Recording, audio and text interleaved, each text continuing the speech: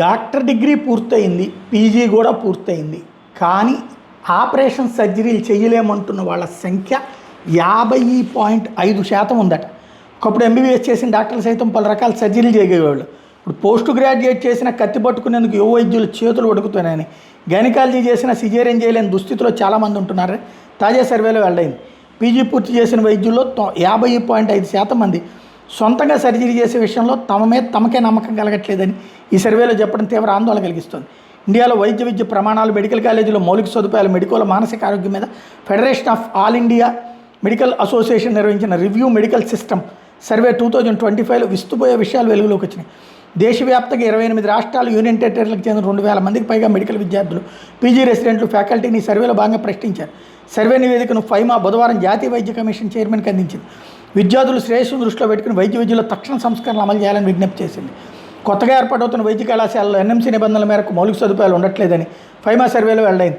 ప్రధానంగా తాగునీరు, లైబ్రరీలు, ల్యాబ్లు, హాస్టళ్లు, తగినంత మంది భద్రతా సిబ్బంది లేరు. అలాగే ఆసుపత్రుల్లో పడకలు, పర్యవేక్షణ సిబ్బంది, పేషెంట్ ఎక్స్పోజర్ సరిపోవడం లేదు. మెడికల్ కోర్సులు నామమాత్రం అవుతున్నాయి. అత్యధిక వైద్య కళాశాలలో విద్యార్థులకు పేషెంట్ ఎక్స్పోజర్ లేకపోవడంతో శస్త్రచికిత్స చేయడానికి వాళ్ళు భయపడుతున్నారు.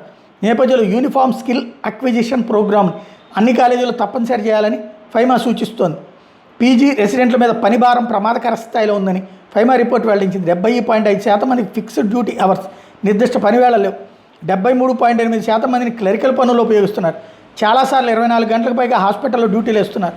దీంతో నిద్ర లేక ఒత్తిడికి గురి కావడం, ఆత్మవిశ్వాసం తగ్గడం వంటి మానసిక సమస్యలు బాగా పెరుగుతున్నాయి. అలాగే సర్వేలో 62.1% మంది విద్యార్థులు తమకు స్టైఫండ్ సమయానికి రావడం లేదని వెల్లడించారు. ప్రైవేట్ ప్రభుత్వ కాలేజీలో భారీ తేడాలు ఉండడంతో అందరికీ యూనిఫామ్ పే స్కేల్ అమలు చేయాలని మెడికోలు కోరుతున్నారన్నది సర్వేలో తేలింది. ప్రమాదంలో మెడికోల మానసిక ఆరోగ్యం కూడా దెబ్బతింటోంది అన్నటువంటిది ఇక్కడ హైలైట్ చేసుకొచ్చారు.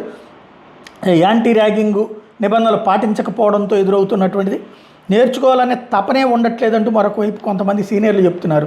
ఇందులో దారుణమైనటువంటి విషయం ఏంటంటే తమ కాలేజీలో పూర్తి స్థాయి లైబ్రరీ లేదని 50% మంది చెప్పారు. ప్రమాణాలకు తగిన క్లినికల్ ప్రయోగశాల లేవని 47.6% మంది చెప్పారు. శరీర నిర్మాణం గురించి తెలుసుకునేందుకు అవసరమైన మృతదేహం లభ్యత పరిమితంగా ఉందని 52.2% మంది చెప్పారు. తగినంత మంది నర్సింగ్ సిబ్బంది, మానవ వనరులు లేక రోగులు వైద్య సేవల మీద తీవ్ర ప్రభావం పడుతుందని 72.9% మంది మెడికల్ చెప్పారు.